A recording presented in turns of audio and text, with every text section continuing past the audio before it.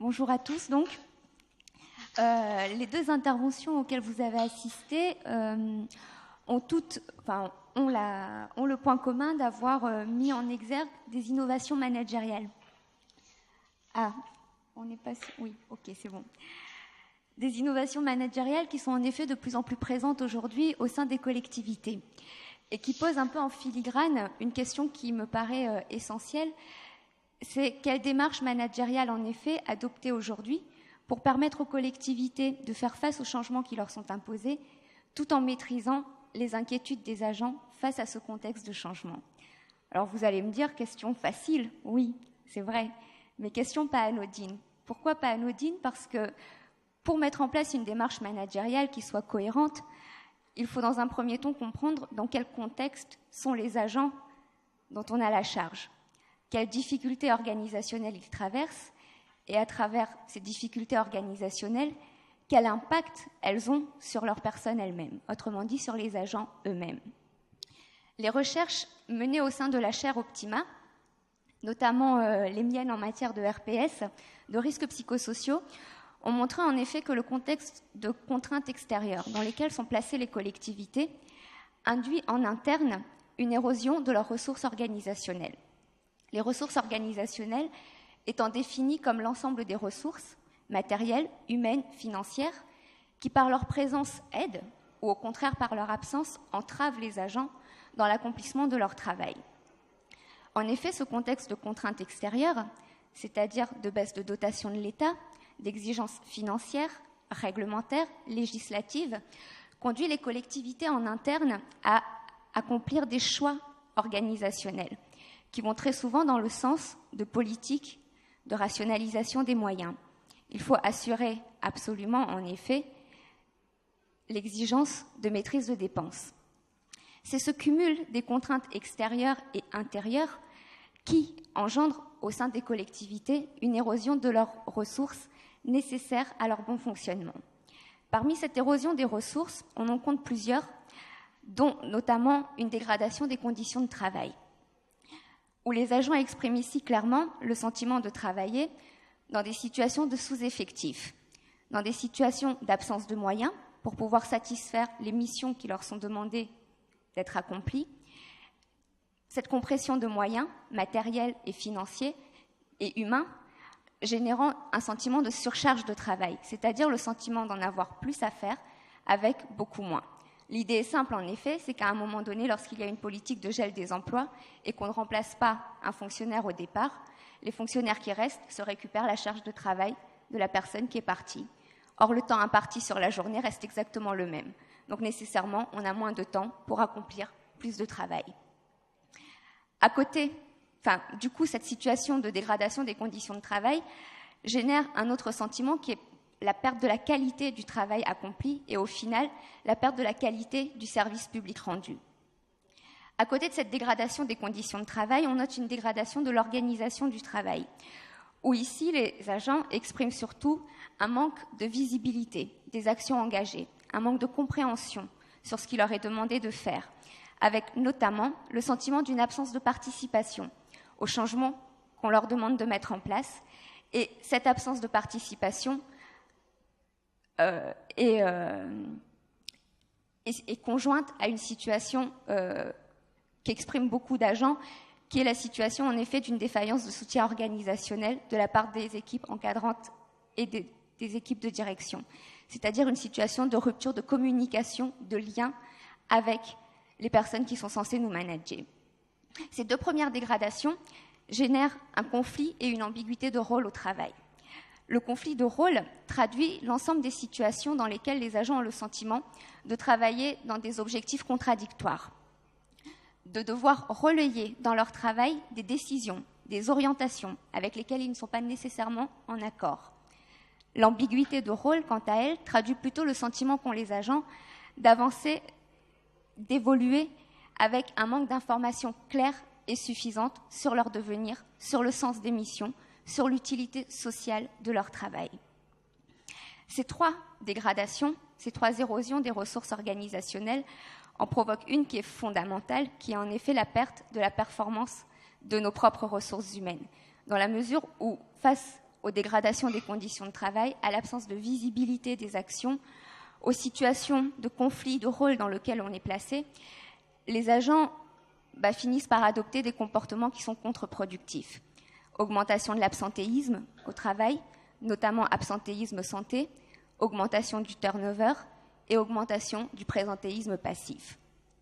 Autrement dit, on se retrouve dans une situation où, en essayant de faire des réductions de dépenses, sur le long terme, on arrive au contraire à une augmentation de ces dépenses du fait des coûts cachés qu'engendre l'érosion des ressources organisationnelles elles-mêmes.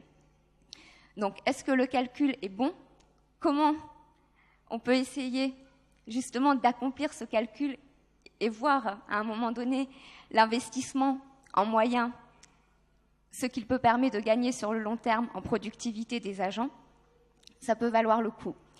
Quoi qu'il en soit, cet ensemble d'érosion des ressources organisationnelles génère une perte des ressources subjectives. Les ressources subjectives étant définies comme celles qui permettent aux agents de pouvoir se définir.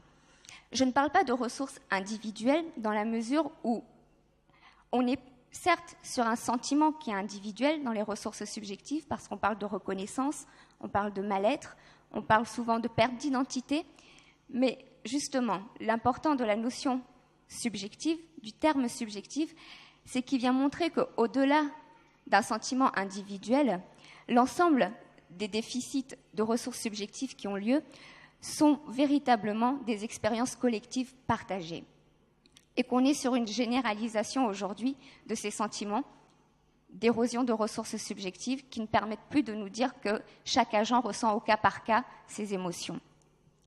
Donc, au titre de ces érosions subjectives, nous comptons d'abord la perte de reconnaissance au travail, où les agents expriment le sentiment de ne pas être soutenus, entendus, écoutés, sentiment qui vient essentiellement en effet d'une absence de soutien organisationnel, donc d'une défaillance de l'organisation du travail, d'une absence de participation aussi. À cette perte de reconnaissance s'ajoute la perte de l'identité professionnelle, où en effet les agents n'ont plus aucun repère. Ils ne comprennent plus le sens de leur mission, le sens de l'utilité sociale de leur travail, le sens de leur activité, et ont très souvent le sentiment de bafouer les valeurs mêmes du service public dans les missions accomplies. Avec cette perte d'identité professionnelle se rajoute une perte d'identité personnelle.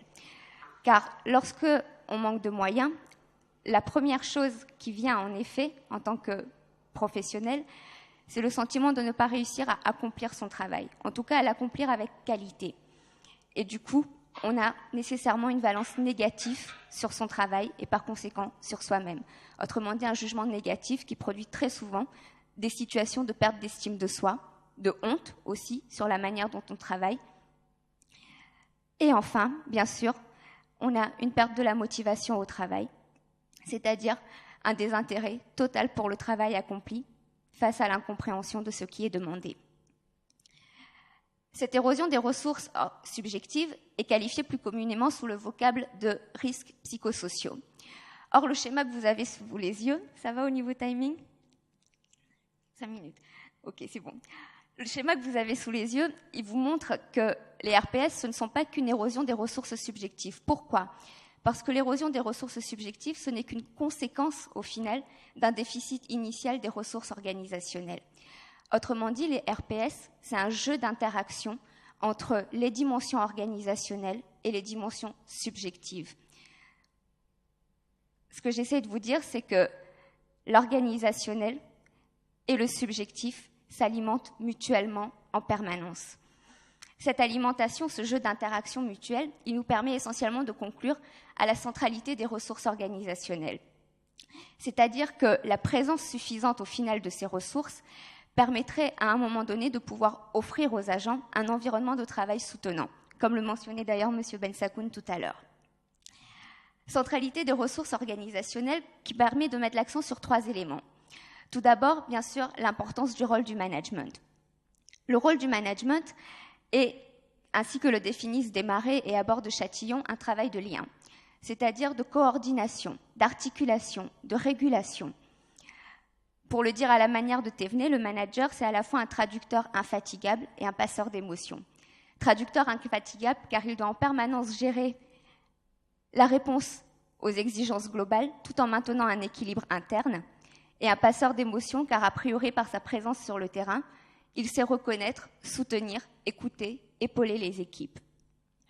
Or, la défaillance des ressources organisationnelles que l'on a vues dans le schéma précédent nous montre clairement qu'on a aujourd'hui une défaillance managériale, une défaillance du rôle du management, qui s'explique clairement à travers le contexte de mutation dans lequel sont aujourd'hui les collectivités.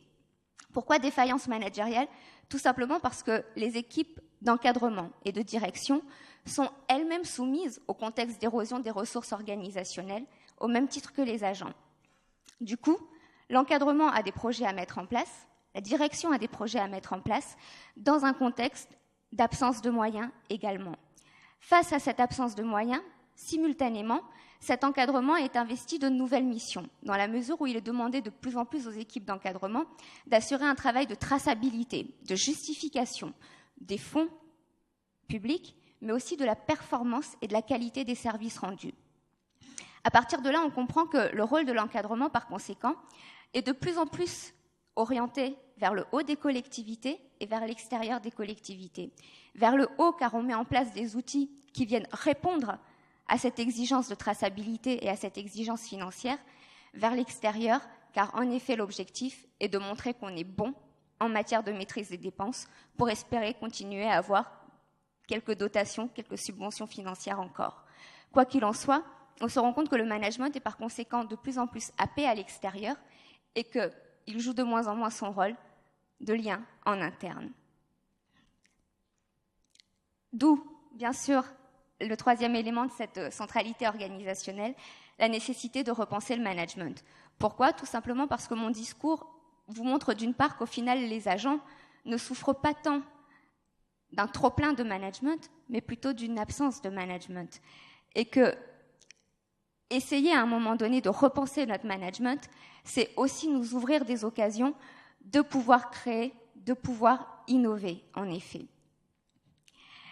Ces 3 points nous permettent, et je fais le lien là avec l'intervention de M. Bensakoun, de faire le lien avec ce que c'est que les RPS, où nous avons ici un outil, le document unique, et puis ensuite le guide d'évaluation, notamment d'évaluation et de prévention des risques psychosociaux dans la fonction publique, qui nous disent en effet que les risques psychosociaux, si nous menons bien comme il faut leur évaluation, au-delà d'une simple obligation légale, on peut s'en saisir véritablement comme un outil d'aide à la décision et comme un outil d'aide au management. Pourquoi ? Tout simplement parce que, dans un premier temps, ces risques psychosociaux sont qualifiés par le fait qu'un risque pour la santé au travail et psychosocial, non pas par sa manifestation, c'est-à-dire par les conséquences qu'il engendre, mais par son origine. Repenser le management à travers ça, c'est revoir notre logique, en passant en effet d'une logique curative dans laquelle nous sommes actuellement, qui consiste à réparer les dégâts une fois qu'ils sont apparus, pour aller vers une logique préventive, c'est-à-dire d'anticipation et d'amélioration continue du fonctionnement organisationnel. Sur cette origine, justement, qu'est-ce qui est allé à repérer ? La définition des risques psychosociaux nous dit en effet que les risques psychosociaux trouvent leur origine dans les conditions d'emploi, les facteurs organisationnels et les facteurs relationnels au travail. L'ensemble des ressources organisationnelles en déficit aujourd'hui que nous avons vues. Cette seconde partie de la définition, elle nous amène à sortir, encore une fois, à faire un renversement de logique et à sortir d'une représentation des RPS basée sur une responsabilité individuelle, disant que ce sont les agents qui manquent de ressources pour répondre aux exigences qui leur sont imposées. Au contraire, là, ce dont il faut qu'on prenne conscience, c'est que justement, c'est nos actes managériaux qui produisent ces conséquences, ces dommages psychologiques. Et par conséquent, lorsque l'on a, un outil, en effet, qui nous permet à un moment donné de prendre acte de ces conséquences, cela nous amène en effet à un moment donné à aboutir à des dérives que j'appelle moi managériales positives. L'idée est de vous dire en d'autres termes, et je vais conclure là-dessus, ça va être 2 conclusions importantes, c'est que dans un premier temps, ce n'est pas tant le contexte extérieur dans lequel on est placé qui est à remettre en question, mais la manière dont on le met en œuvre, soit en interne. Parce que cette mise en œuvre nous amène soit à des dérives managériales négatives, notamment les ruptures de communication, notamment les situations d'absence de lien, où on impose aux agents énormément de choses dans des contextes souvent d'impossibilité, soit à des dérives managériales positives, c'est-à-dire des occasions, en effet, de faire différemment, de changer.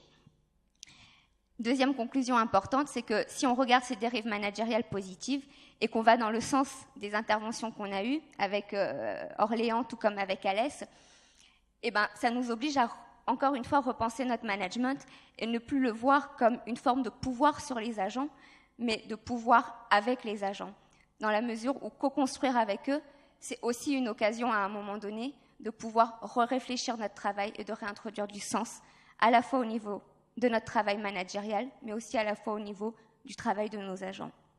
Merci. Merci.